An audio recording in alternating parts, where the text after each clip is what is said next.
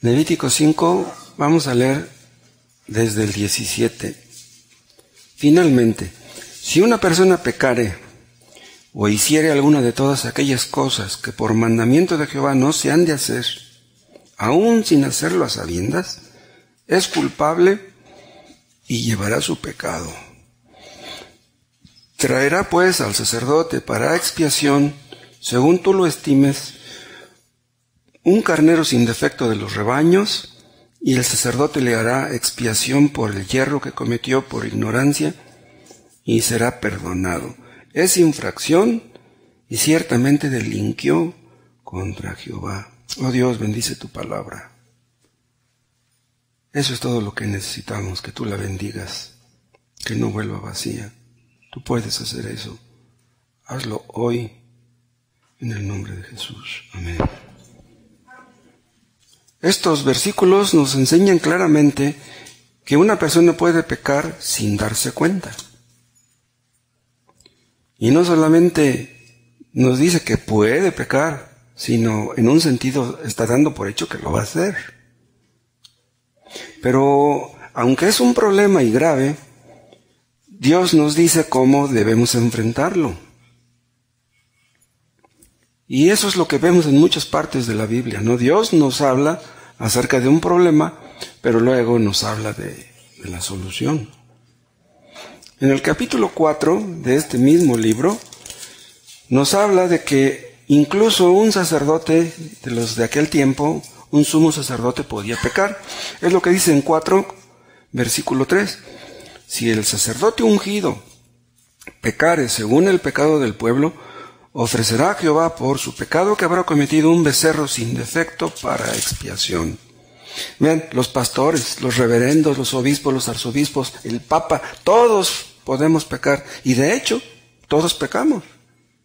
Hubo un solo hombre que pisó esta tierra que nunca pecó, y ustedes saben quién es. Los sacerdotes de aquel tiempo, la gente con más razón, que no eran sacerdotes, podían pecar y hacerlo por ignorancia. Los sacerdotes tenían más conocimientos que la gente común, pero pues no hay nadie que lo sepa todo, entonces alguno de ellos habría algo que ignoraría y que pecaría por ignorancia. Los sacerdotes tenían más conocimientos que los demás y por lo tanto eran más responsables.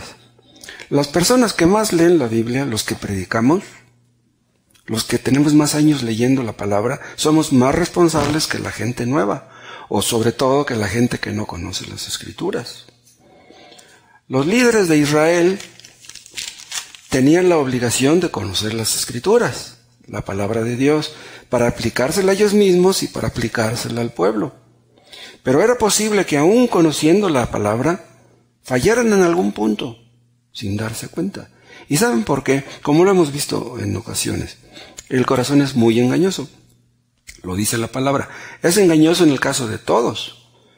El corazón puede hacernos creer que estamos bien cuando estamos mal.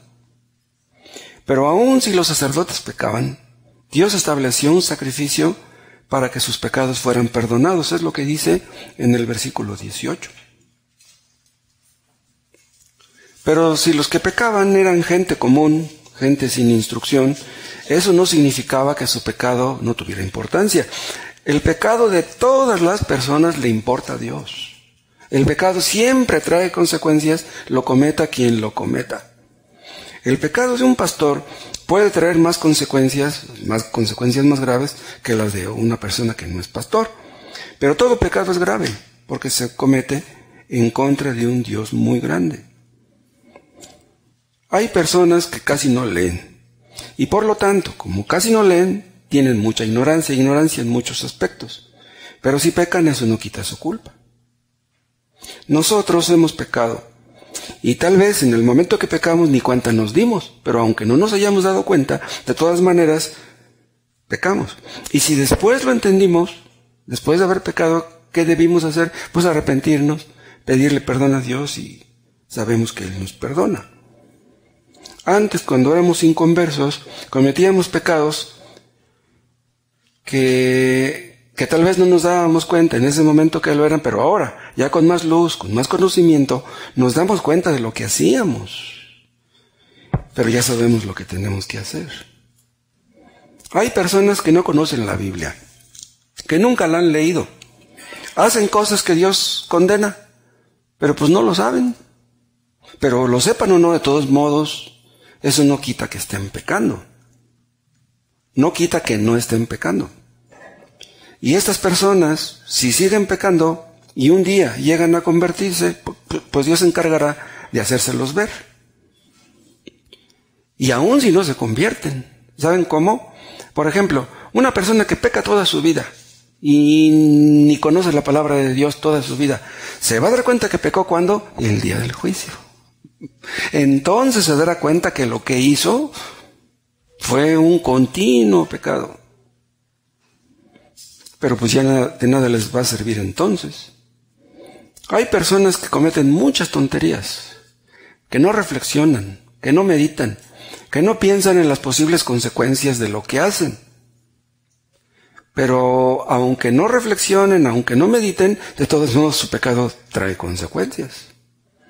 A lo mejor cuando hacían ciertas cosas no tenían abiertamente la intención de causar daño, de hacer daño a otros, pero lo hicieron, porque les digo, el pecado siempre afecta a otros.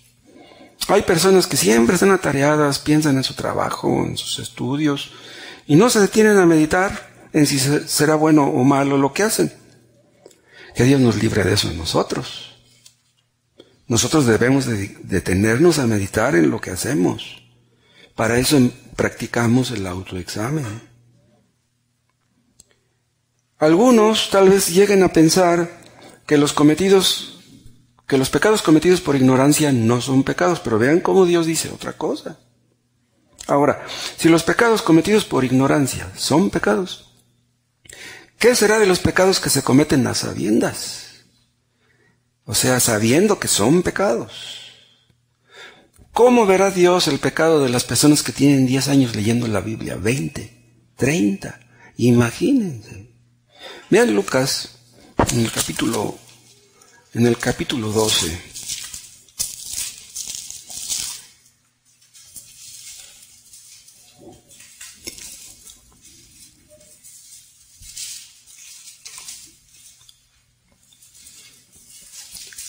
Lucas 12:47. Aquel siervo que conociendo la voluntad de su Señor no se preparó, ni hizo conforme a su voluntad, recibirá muchos azotes. Aquí está hablando de un siervo.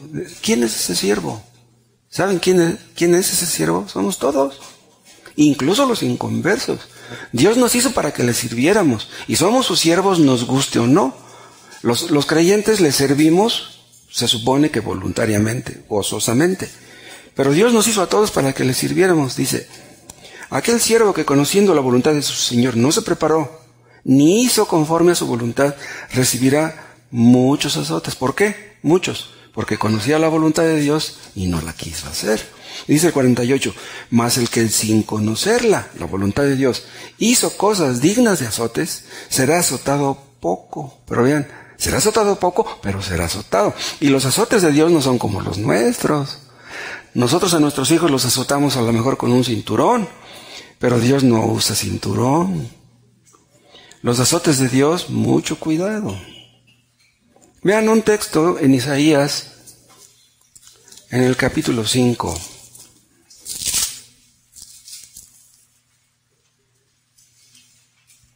Vean cómo dice el versículo 13. Por tanto, mi pueblo fue llevado cautivo. ¿Por qué? Porque no tuvo conocimiento. Ah, caray. Al ser llevados cautivos, prisioneros tuvieron que sufrir mucho. ¿Pero por qué sufrieron si eran ignorantes? Dice, no tuvo conocimiento. Entonces, como no tuvo conocimiento, ¿eran inocentes? No, Dios los vio como culpables. Los judíos tenían la palabra de Dios. Si no investigaban, si no preguntaban, tuvieron que sufrir las consecuencias. Vean otro texto en 2 de Tesalonicenses, capítulo 1.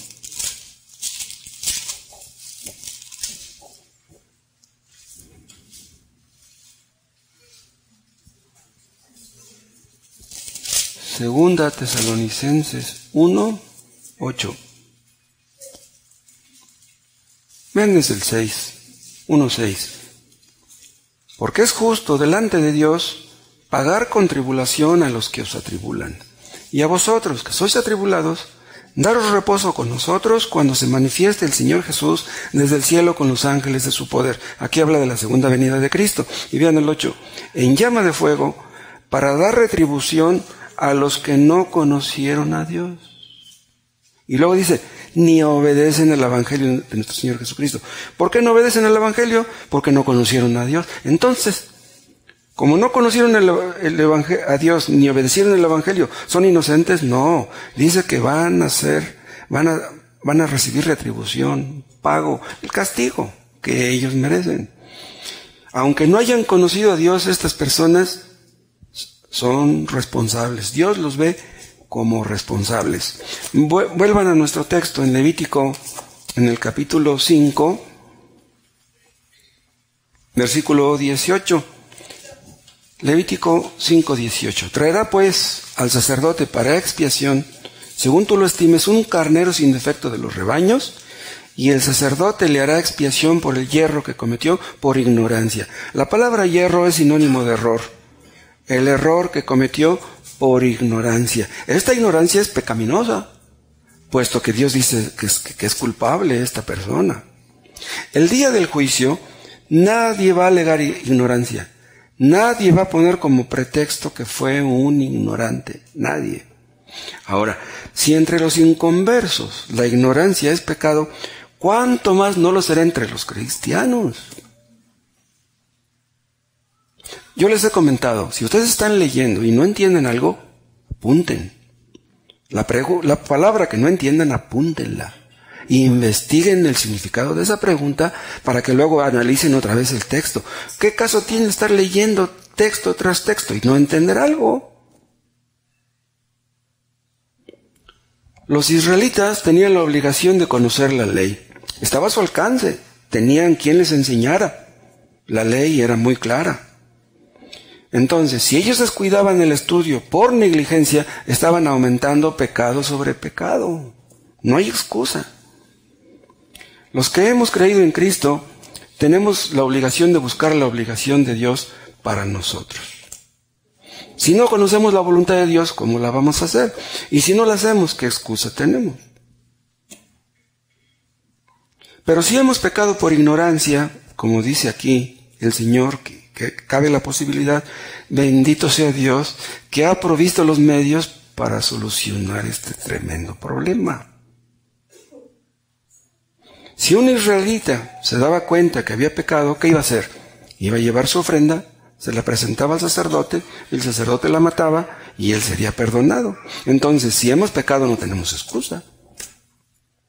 No tenemos ninguna excusa. Pidámosle a Dios que nos perdone y nos perdonará. Vean, estos versículos nos indican, cuando menos, vean, tres cosas. Estos versículos, vean, honran los mandamientos. O la ley, podríamos decir, ¿no? En segundo lugar, vean, iluminan nuestra conciencia. Y en tercer lugar, magnifican el sacrificio, magnifican o engrandecen o glorifican, podríamos decir, el sacrificio, como dice el versículo 18. Vamos a ver un poco acerca de cada uno de estos puntos. Vean, estos versículos honran la ley, honran los mandamientos. ¿Por qué? ¿En dónde debe estar colocada la ley? Vean, la ley, esta es la ley de Dios. Si este libro es de invención humana, esto no tiene importancia. Pero si esto es palabra de Dios, la palabra de Dios debe estar por encima de todo. Dios nos dejó su palabra para que tuviera autoridad sobre nosotros. Nosotros no tenemos autoridad sobre la palabra. Y vean, la palabra de Dios es autoridad para todo el mundo, sea que la lea la gente o no. ¿Qué excusa van a tener los que mueren sin haber creído en el Evangelio? No, es que yo nunca leí la Biblia. Pues por no haberla leído también. Debemos regirnos, hermanos, por lo que dice este libro. Escuchen, no por lo que nos dice nuestra conciencia. No por lo que nos diga la gente. no por lo que nos digan nuestros padres o alguna persona por muy sabia que pueda ser. Nos regimos por lo que está escrito. Pero hay personas que dicen, ¿saben qué? Dicen, yo no siento que haya pecado. Yo me siento bien, yo no me siento mal. El hecho de que tú te sientas bien no quiere decir que estés bien. O sea, no seremos juzgados el día del juicio por nuestros sentimientos. Vamos a ser juzgados por este libro, por la verdad, por la palabra de Dios. Si ustedes me analizan a mí, tal vez ustedes vean que yo hago algo que a ustedes les parece inconveniente, que no es correcto. Y si yo los observo a ustedes, tal vez yo detecto en ustedes algún error. Pero ustedes no van a ser juzgados por mí, ni yo por ustedes. El día del juicio todos vamos a ser juzgados por Dios, vamos a ser juzgados por la palabra. El hecho de que nos sintamos bien por lo que hacemos, eso no quiere decir que estemos bien. Dios decidirá, a fin de cuentas, quién está bien, quién está mal. El día del juicio seremos juzgados por Cristo. Él es el juez de todos. No por nuestra conciencia, no por nuestros sentimientos, no por nuestro prójimo. Seremos juzgados por Cristo. Ahora, recuerden esto, todos tenemos una conciencia, seamos cristianos o no, pero debemos atenernos a lo que Dios nos dice, no a lo que nos dice nuestra conciencia. La conciencia es bien engañosa, es bien traicionera.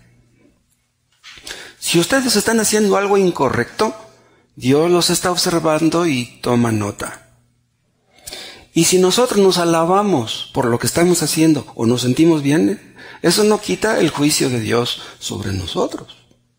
Lo que importa es lo que Él opina. Hay hombres que tienen 2 mujeres y dicen, pues mi papá tuvo 2 mujeres, mi abuelo también, mi primo tiene 2 mujeres y todo el mundo tiene 2 mujeres, porque yo no, es normal. Entonces, si te sientes bien por tener 2 mujeres, ¿quiere decir que estás bien? No, la palabra de Dios dice que los adúlteros no heredarán el reino de los cielos. Y a eso debemos atenernos. Un hombre pudiera tener 2 mujeres porque gana mucho dinero y dice, yo tengo dinero suficiente para mantener a 2 y hasta 3 si yo quisiera. Les doy dinero a todas, mantengo a todos los hijos que tengo, pues entonces yo no estoy mal. Una vez yo platiqué con un hombre que había tenido hijos con 3 mujeres. ¿Y qué creen que me dijo el ingrato? Que les había hecho un favor a esas mujeres con hacerles sus hijos. Le digo, ¿un favor por qué? Dice, sus hijos de estas mujeres las mantienen a ellas. Dice, entonces, gracias a los hijos que les hice, ellas están comiendo. ¿Cómo ven? La ley de Dios es la ley de Dios. Él es el que ha de juzgarnos, Él es el juez supremo.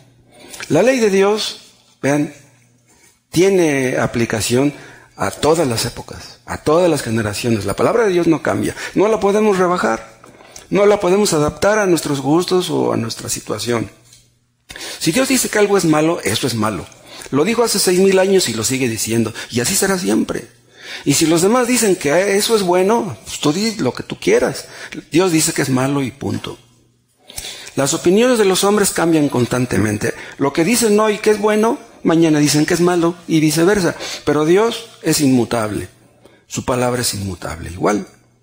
O díganme, ¿les gustaría tener a ustedes una palabra voluble? Que un día dijera una cosa y otro día dijera otra. ¿A ustedes les gustaría eso? La ley tiene una norma establecida. ¿Y quién estableció esa norma? Fue Dios. Y si quedamos cortos de esa norma, de ese parámetro, somos culpables, lo sepamos o no. A menos que se realice una expiación, como dice el versículo 18.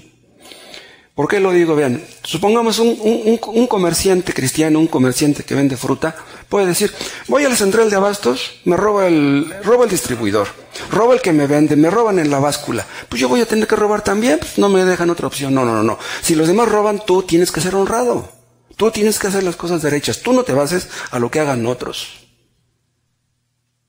Hay hombres que mienten y vuelven a mentir, se acostumbran a mentir. Entonces, como ya se acostumbraron a mentir, entonces mentir no es pecado. ¿Qué es más grave? ¿Adulterar o mentir? Díganme. Es igual, no hay ninguna diferencia. Porque ambos mandamientos no pecar, y no mentir, y no adulterar vienen del mismo Dios Santo, del mismo Dios grande. Supongamos que en México hubiera 60 millones de adultos. Vean lo que les estoy diciendo, 60 millones de adultos. Y de esos 60 millones hubiera 59 millones de borrachos, de alcohólicos. Si una persona no bebe, lo verían como bicho raro, como retrógrada. Todos tomamos, ¿por qué tú no tomas? Entonces porque la mayoría toma. ¿Es bueno tomar? No. Los borrachos no entrarán en el reino de los cielos. Dios dice que es pecado emborracharse y punto. A eso debemos atenernos. Hay un versículo que dice, ay de aquellos que llaman a lo bueno malo y a lo malo bueno. Ay de aquellos. ¿Qué quiere decir eso? ¿Cómo les va a ir? Si tú sientes que estás haciendo algo malo, o si tú sientes que algo malo que estás haciendo es bueno, pues eso es lo que tú sientes. A ver qué opina Dios del asunto. En una ocasión Cristo dijo, más fácil es que pasen el cielo y la tierra que se frustre un tilde de la ley. ¿Se acuerdan qué cosa es un tilde? Es una pequeña comita, un pequeño puntito. ¿Qué quiere decir esto? Que Dios no puede rebajar la más mínima parte de su ley. La ley de Dios, repito, es la ley de Dios y no puede cambiarla. Y así será hasta que este mundo exista. Ninguna costumbre en el mundo puede convertir lo malo en bueno. El mandamiento de Dios permanece para siempre y todos los que lo quebrantan tienen que recibir su castigo. Pero si un pecado de ignorancia nos hace culpables, ¿qué no será un pecado deliberado? Un pecado que se comete en contra de la luz y el conocimiento. Tú ya sabes que no debes pecar y lo haces. Hay personas que pecan con premeditación, que planean sus pecados y que conocen la palabra de Dios.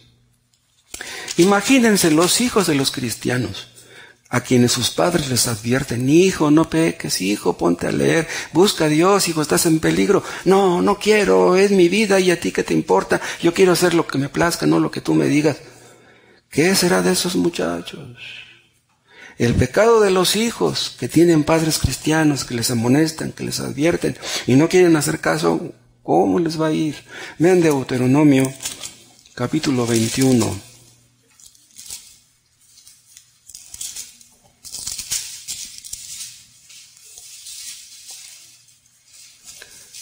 Deuteronomio 21, 18.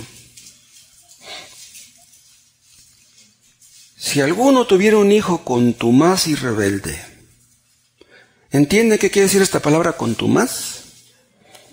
Es la persona que se le insiste que no haga lo malo, que todo mundo le dice que no haga lo malo, y dice, no, ¿cómo de que no? Es el necio que se aferra a hacer lo malo, aunque todo el mundo le diga que está mal.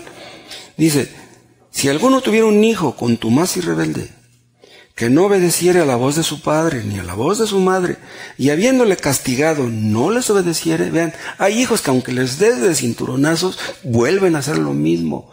¿Qué hay que hacer con estos hijos? Dice Dios, dice el 19. Entonces lo tomarán su padre y su madre, y lo sacarán ante los ancianos de su ciudad y a la puerta del lugar donde viva, y dirán a los ancianos de la ciudad, este nuestro hijo es contumaz y rebelde, no obedece a nuestra voz, es glotón y borracho. Ven, aquí está colocando en el mismo nivel la glotonería con la borrachera.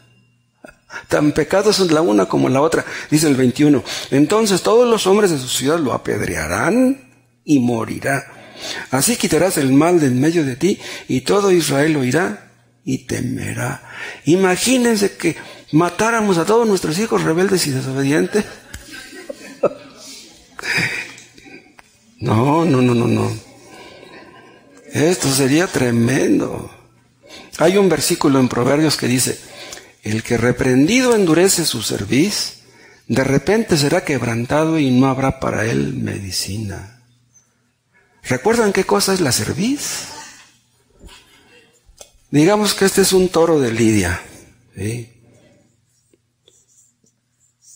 Agache la cabeza para embestir. La cerviz es esto, miren. Es donde está la fuerza para tirar la cornada. El que reprendido endurece la cerviz, o sea, el que se pone en eso, no quiero. Que en lugar de obedecer te ataca.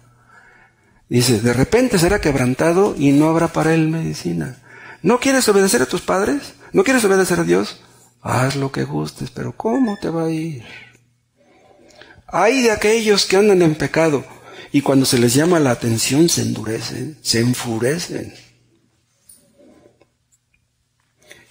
Este texto que estamos leyendo hizo que los israelitas fueran conducidos a estudiar la ley. Porque ellos podían haber pensado, a lo mejor estoy haciendo algo que a Dios no le agrada y ni siquiera lo sé. Entonces, por temor, serían conducidos a estudiar. Ellos, si tenían alguna duda, iban con los sacerdotes. Si había profetas, pues podían ir con un profeta, para que pudieran saber lo que Dios requería de ellos y poder hacerlo.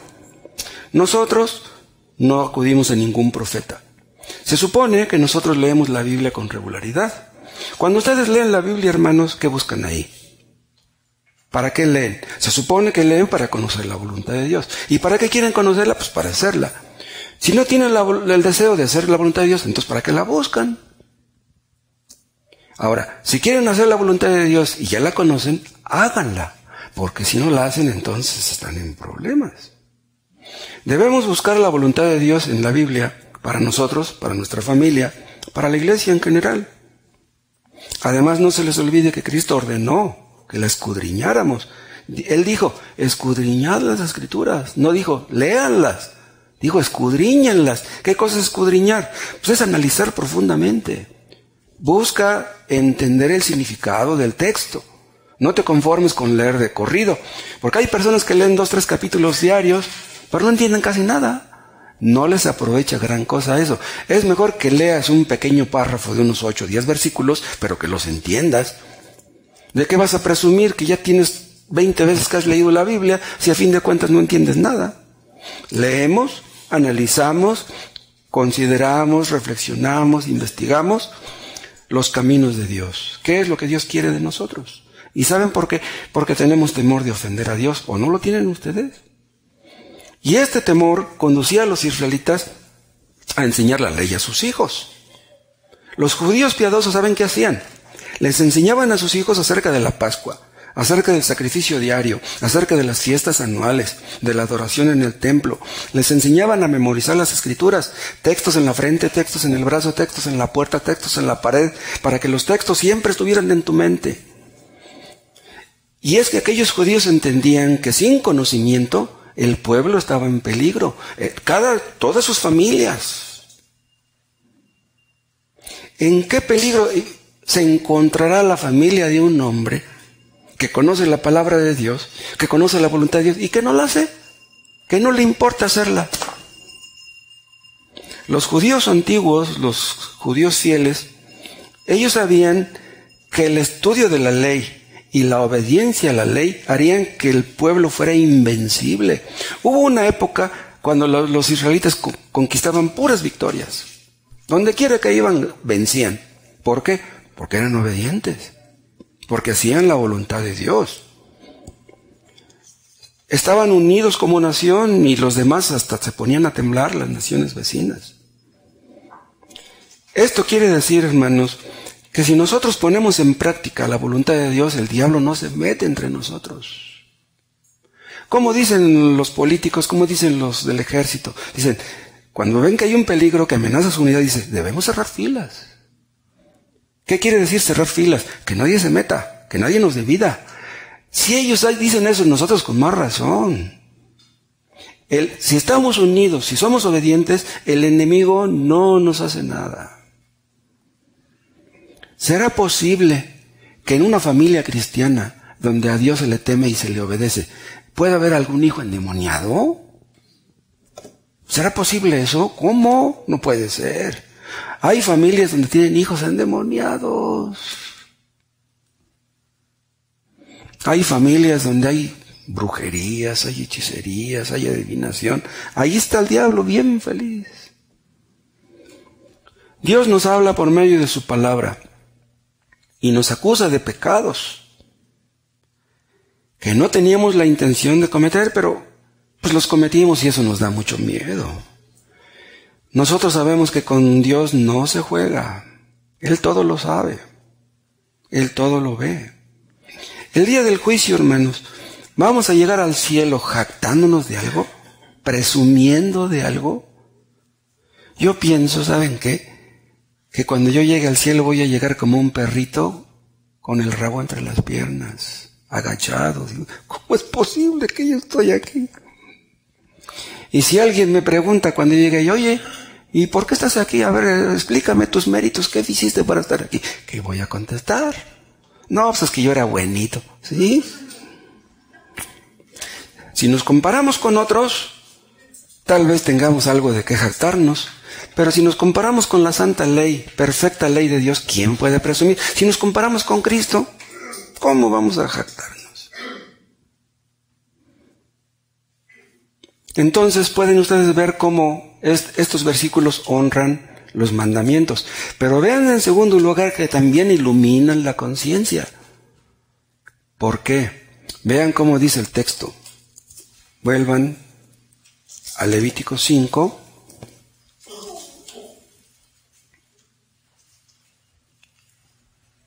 ¿Cómo dice al final del 17? Aún sin hacerlo a sabiendas es culpable. Vean, es culpable. Y Dios nos hace sentir culpables.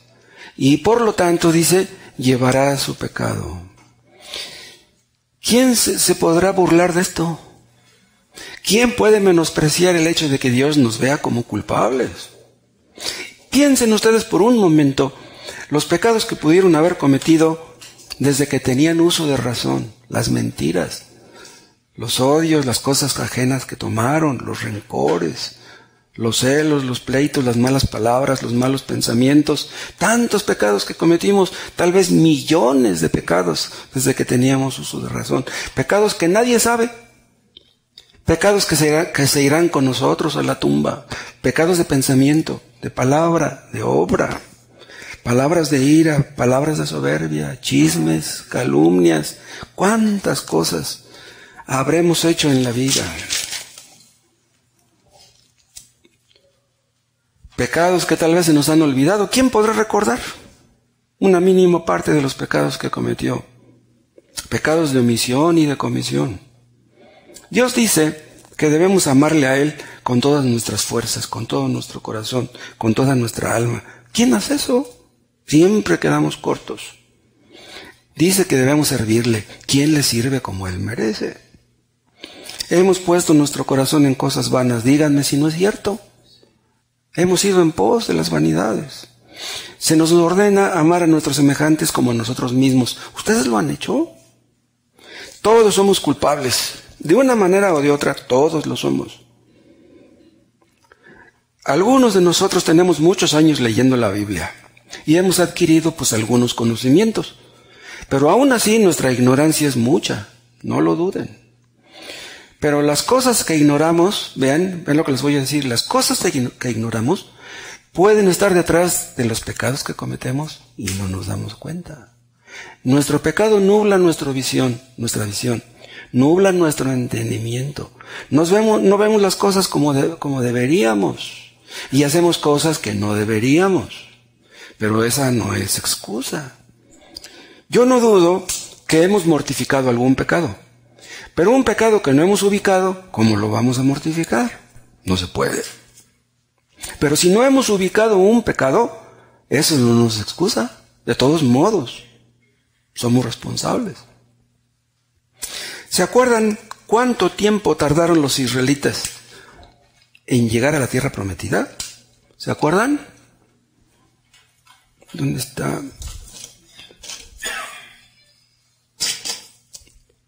Así está aquí está Egipto, aquí está el Mar Rojo, aquí está la tierra prometida.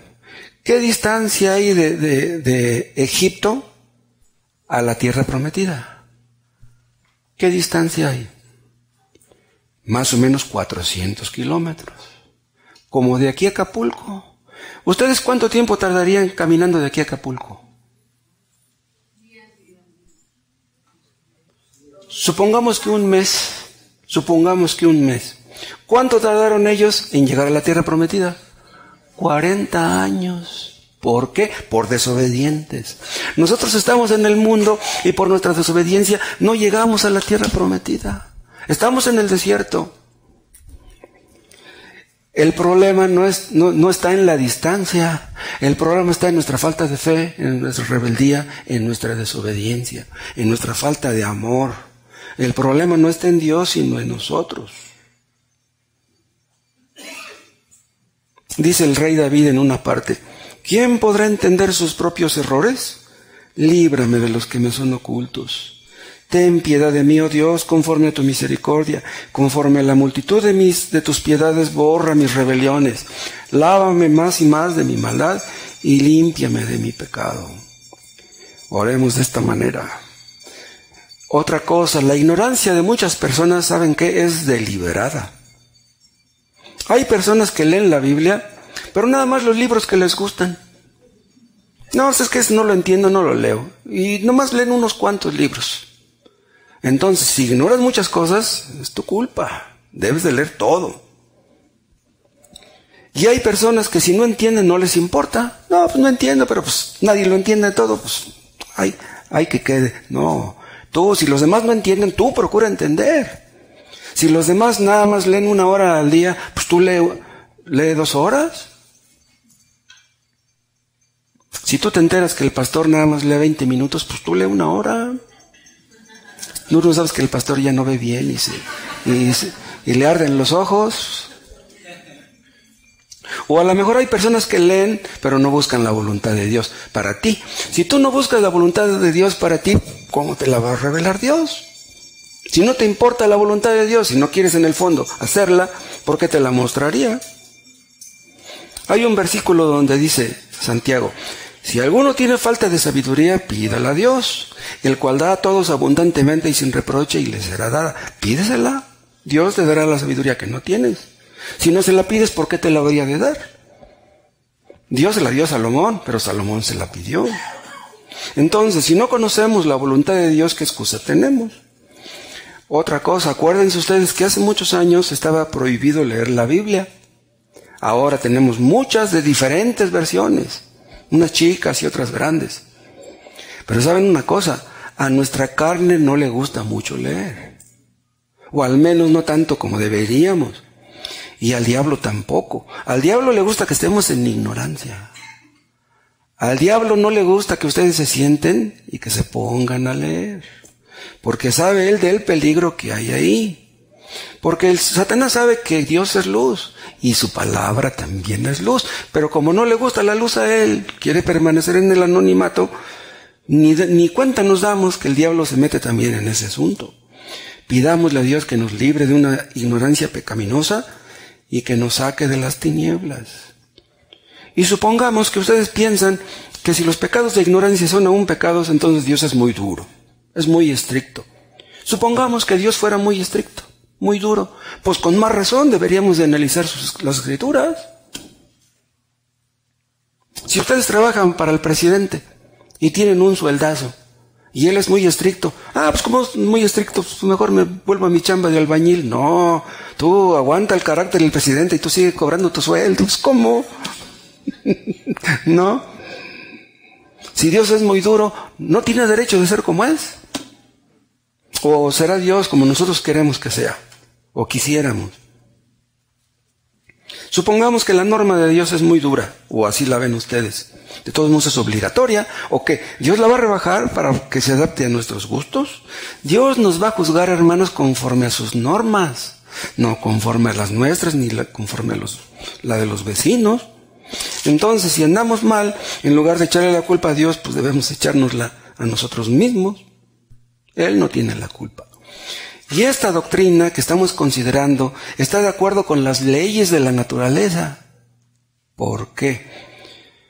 Supongamos que un hombre anda en una montaña muy alta, por allá, y se ve hasta allá abajo los árboles y la ciudad. Y está parado en una roca y se asoma hacia abajo y pasa un águila volando y dice: si esa águila vuela, ¿por qué yo no? Voy a intentarlo. Entonces se lanza y dice: al infinito y más allá, y se avienta. Va a llegar al más allá. Pues sí, va a llegar al más allá, pero no le va a gustar en qué condiciones va a llegar. Pero luego allá allá en el cielo le van a decir, oye, pues que tú no conocías la ley de gravedad. Los hombres no pueden volar. ¿Por qué te lanzaste? No, pues es que yo no conocía la ley de gravedad. Pues aunque no la conozcas, de todos modos tienes que matarte, porque los hombres no pueden volar.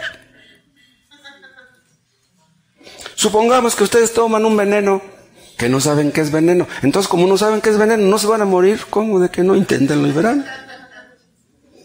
Otra cosa, la ignorancia no puede justificar nuestros pecados, porque si así fuera, entonces, pues mejor ya no leo la Biblia para no saber qué es pecado. Entonces, mi ignorancia me va a llevar al cielo. No. No hay ninguna bienaventuranza que diga, bienaventurados los ignorantes. No, debemos aprender, debemos estudiar más y más. Para no ser culpables de nada, pues entonces la persona que nunca la leyó, pues no sería culpable de nada. Y si así fuera, entonces el conocimiento sería una maldición y no una bendición, como se supone que debería ser. Y saben una cosa, si así fuera, entonces Cristo vino a perder el tiempo. ¿Por qué vino Cristo? Porque era absolutamente necesario y nos dejó registrada su palabra. Y si nos la dejó fue por algo. Entonces, si ustedes creen que esto es palabra de Dios y tienen el libro descuidado y no lo leen, pues entonces ¿de quién es la culpa? La culpa de una acción no puede depender del conocimiento de una persona. Vean, la culpa de una acción no depende del conocimiento. Porque si así fuera, entonces no existiría una norma fija para juzgar lo bueno y lo malo. ¿Qué cosa es malo? Lo que Dios dice que es malo. Aunque tú leas este libro, no. Dios ha dicho lo que es malo. Dios ha dicho lo que es bueno. Este es el diccionario de Dios. Nos basamos en sus definiciones, no en las de los hombres. Imagínense que un adúltero va a consultar con un primo que es adúltero. Oye, primo, ¿tú crees que el adulterio sea malo? ¿Qué le va a decir el primo? Las leyes mexicanas se aplican, contéstenme, ¿solamente a los mexicanos? ¿Solamente? Supongamos que viene un extranjero a México y en su país no existen los semáforos. Hay coches, pero no hay semáforos porque pues hay muy pocos carros, muy pocas calles y pues no hay semáforos. Entonces viene a México y renta un carro y se pasa un alto y lo para la patrulla. Oye, te pasaste un alto, tienes que entrarle para el refresco. Oiga, pero ¿qué cosa es un alto? ¿Te pasaste el semáforo? ¿Semáforo? ¿Y qué cosa es el semáforo? Aunque no sepa, ¿lo van a perdonar? No. Tiene que sufrir las consecuencias. Si la ignorancia de las leyes dejara libres a los culpables, pues nadie estudiaría leyes.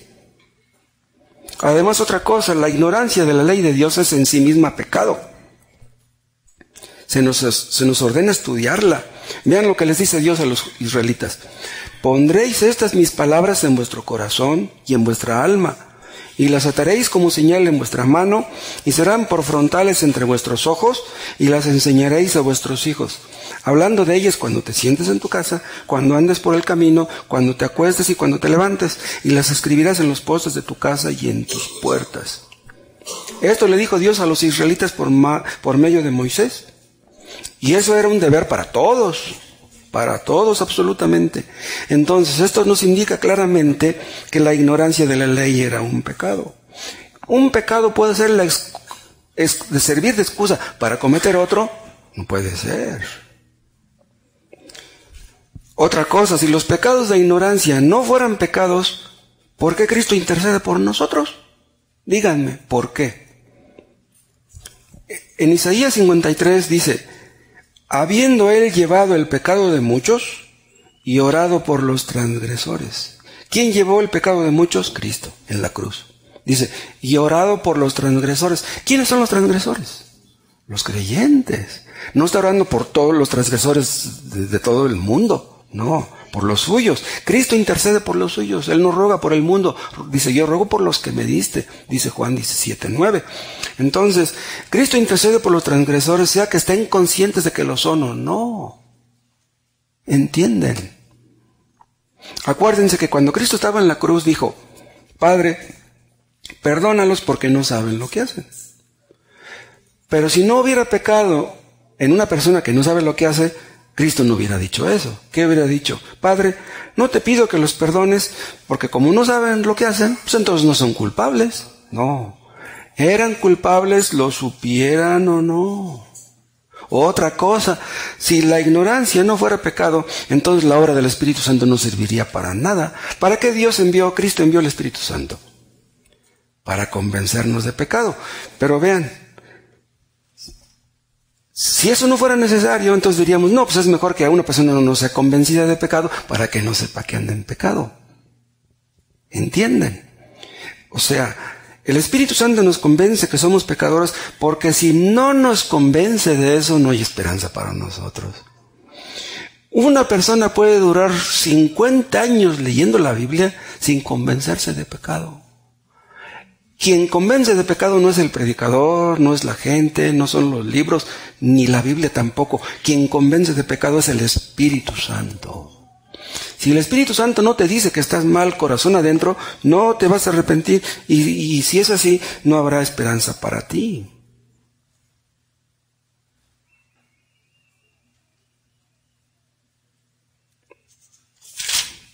El Espíritu Santo, ¿qué hace? Obra en nuestra conciencia. El Espíritu Santo nos hace sentir mal. El Espíritu Santo nos hace ver cosas que no quisiéramos ver o que no nos gustaría ver. De repente, ¿no les ha sucedido que al estar leyendo se sienten mal? ¿Quién hace que se sientan mal? Es el Espíritu Santo. Es el Espíritu Santo que te está diciendo, deja eso, estás en peligro, no hagas eso. Tenemos que reconocer que somos culpables. ¿Y qué pasa con los hombres que leen y no dejan su pecado? Que pecan y pecan y pecan y siguen leyendo y leyendo y leyendo. Hay personas que si les hablamos de vivir una vida santa, les hablamos en chino. Que no entienden eso.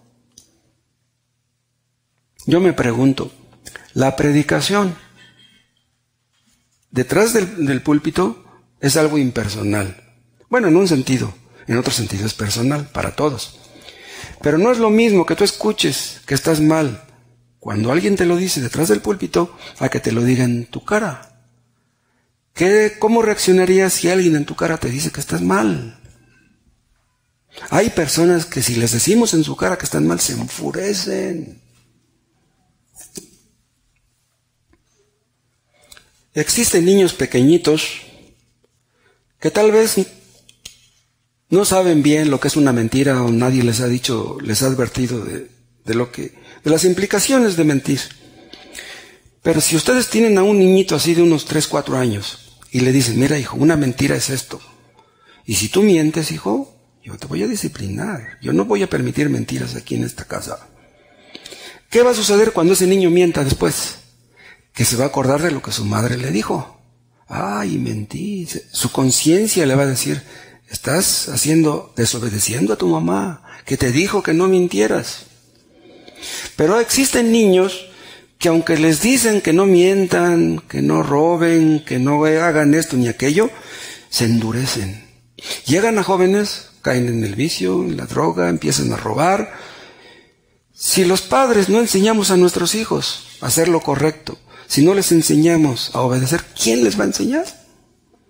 Es nuestra obligación enseñar a nuestros hijos a obedecer. Por la buena, con amor, pero tenemos que enseñarles. Si es necesario, pues, disciplinarles. No les va a enseñar el maestro, no les va a enseñar el policía, ni el juez, el magistrado. Nosotros somos los responsables. Hay ancianos que pecan más siendo ancianos que cuando eran jóvenes. Ustedes dijeran, ese hombre ya con tantas canas que tiene, pues ya debería de portarse bien. No, hombre. Hay ladrones que andan en la calle que ya están más canosos que yo. Hay hombres que roban, que mienten, que matan y no se detienen a pensar en el daño que ocasionan. Entonces, como no meditan en eso, ¿no son culpables? Un hombre es culpable sin importar lo que le diga su conciencia, sin importar lo que le diga la gente. Es culpable, ¿por qué? Porque Dios lo dice. Nosotros nos acordamos de los pecados que cometimos cuando éramos jóvenes. Cuando éramos jóvenes no lloramos por aquello, pero ahora cuando Dios nos humilla y nos acordamos de lo que hacíamos, nos ponemos a llorar. ¿Quiénes somos nosotros para presumir después de las barbaridades que hicimos? En aquel tiempo, cuando éramos muchachos, pues no entendíamos, pero ahora sí entendemos.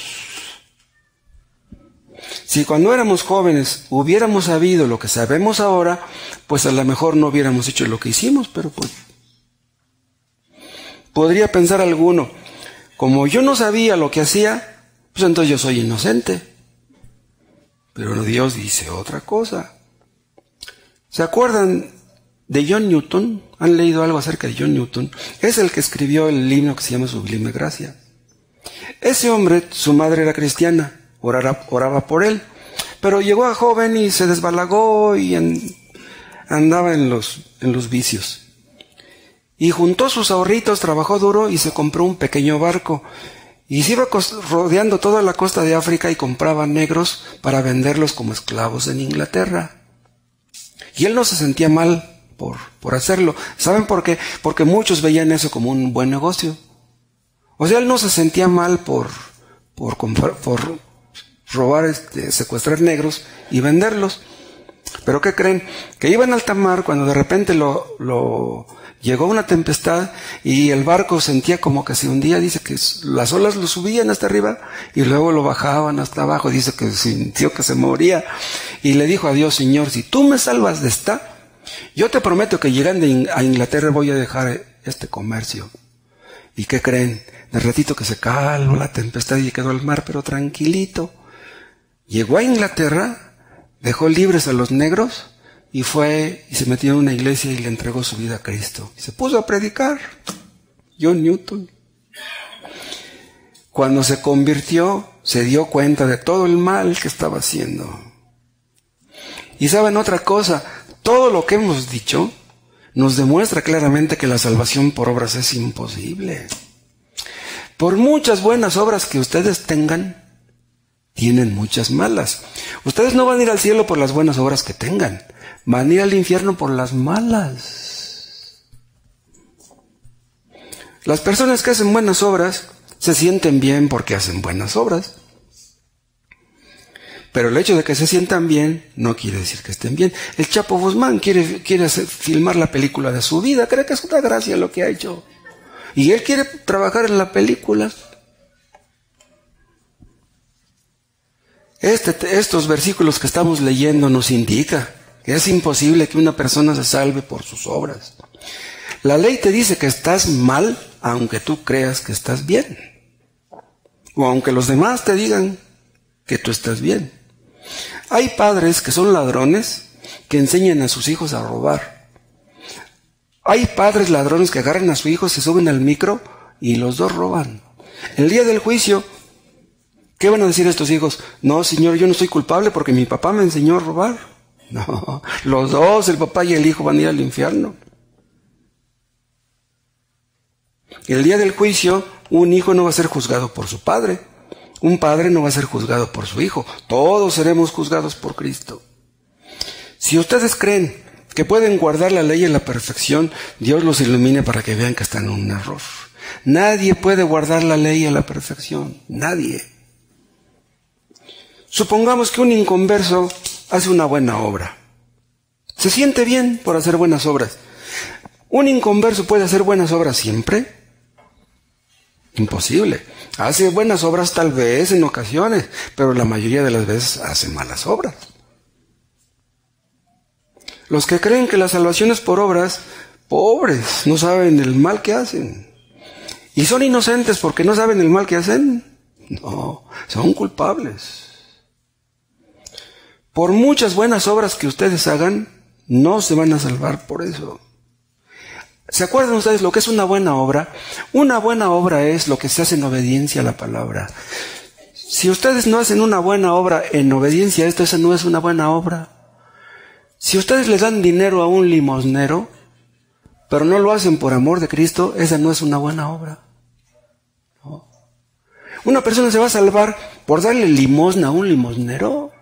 No. Yo no dudo que haya personas que les guste dar dinero a muchos limosneros. Si están 5, pues a los 5 una moneda, órale. ¿Y qué con eso? ¿Qué te ganarías con eso? Dios no lleva la cuenta de nuestras supuestas buenas obras. Dios perdona ¿a quién? Dios perdona a los que saben que son culpables. Pero si ustedes no reconocen que son culpables, ¿cómo le van a pedir perdón? Y si no le piden perdón, ¿cómo los va a perdonar? Otra cosa, por lo que dice nuestro texto, vean, estos versículos magnifican el sacrificio, engrandecen, dignifican, glorifican el sacrificio. Están todavía en Levítico 5. Vean el versículo 18.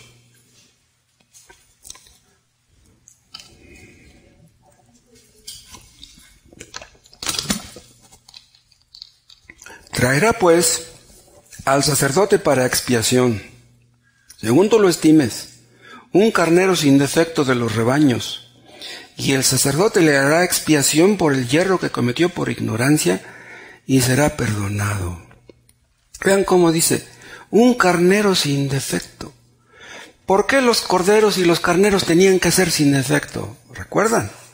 Porque apuntarían al único cordero que sería el perfecto. Esto demuestra claramente que Cristo nunca pecó. Él sería el cordero que quitaría el pecado del mundo, porque ningún cordero de aquellos podía quitar el pecado, pero Cristo sí. Él era el sacrificio, el verdadero sacrificio.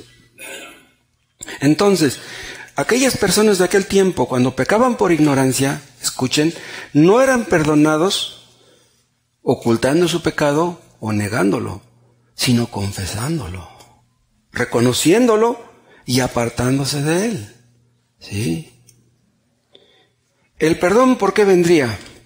Por medio de la expiación. Dice al final del 18, y el sacerdote le hará expiación. Vean, ¿recuerdan qué significa la palabra expiación? Es otra de esas palabras técnicas que es necesario entender. La palabra expiación quiere decir borrar la culpa, quitar la culpa por medio de un sacrificio. Sin un sacrificio no se te quita la culpa. Escuchen lo que les voy a decir. Ustedes son perdonados no porque se arrepienten, no porque creen, no porque derraman sus lágrimas. Somos perdonados por lo que Cristo hizo en la cruz. Nada que hagamos nosotros hará que Dios nos perdone. Nada, absolutamente nada. El perdón vendría por medio de la expiación que solamente Cristo podría lograr. ¿Qué estoy diciendo? Que si Cristo no hubiera muerto en la cruz, nadie hubiera podido ser perdonado. Nadie. El sacerdote católico le dice a la gente, tú te confiesas y Dios te perdona. ¿Y de dónde sacan eso? ¿De dónde sacan eso? Están inventando. Están especulando. Ellos no creen en el sacrificio propiciatorio de Cristo. Si Cristo no hubiera muerto en la cruz, nadie hubiera podido ser perdonado. ¿Qué es lo que merece nuestro pecado? La muerte. Eso es lo que merecemos todos, la muerte. Pero Cristo derramó su sangre, ¿para qué? Para ser nuestro sustituto. ¿Tú crees en Cristo y Él es tu sustituto? La muerte que tú merecías la sufrió Él y tú eres perdonado por lo que Él hizo. Dios diseñó eso desde la eternidad. Dios diseñó un plan para que a través del sacrificio de otro fuéramos perdonados. No tenemos que sacrificarnos nosotros. El perdón es gratis. Por muchos pecados que tú hayas cometido, Dios te perdonará todos tus pecados en Cristo. Pero si tú no vienes a Cristo, nada de lo que hagas funciona. Nada sirve. Pero qué tremendo es que Cristo haya venido al mundo a morir en la cruz para que pudiéramos ser perdonados. El Padre castigó al Hijo en la cruz, acuérdense, como si Él fuera el culpable. ¿Era culpable de algo Cristo? No. Los que merecíamos la muerte éramos nosotros. Pero si ustedes confían en Cristo, su justicia es puesta a tu cuenta. De manera que su 10 que Él te sacó es puesto a tu cuenta. Tú te sacaste 0, no podías guardar la ley, pero Él te pone su 10 a tu cuenta y tú eres perdonado por lo que Él hizo, gratuitamente, nada que tú hagas. Si tú crees en Cristo, Cristo lleva todos tus pecados, aún los pecados de ignorancia, aún los pecados de los que ni te acuerdas. En otras palabras, somos salvados, ¿por qué? Por la pura misericordia de Dios en Cristo. De nada sirve que tú reconozcas tu pecado. De nada sirve que lo confieses. Si tú no dejas tu pecado, Dios no te perdona. Tienes que llegar a ese punto. Y aún si tú no te acuerdas de tus pecados, Dios sí se acuerda. Y allí tiene la lista de todos los pecados que hemos cometido. Pero si tú confías en Cristo, Él te perdonará. Cristo te va a recibir con los brazos abiertos. Todos tus pecados serán perdonados, todos. Hayas hecho lo que hayas hecho. Es increíble esto. Imagínense un hombre que pecó toda su vida y que de repente, ¡pum!, así es perdonado. ¿Cómo? El único que nunca pecó es Cristo. Es lo que dice el versículo 18. Bueno, lo que da a entender. Traerá pues al sacerdote para expiación, según tú lo estimes, un carnero sin defecto. Ese es nuestro Señor Jesucristo. Vengan a Cristo, Él nunca pecó. Él vivió una vida santa y perfecta. Y si tú vienes a Él en arrepentimiento y fe, tú eres perdonado. Y Dios te verá como si nunca hubieras pecado.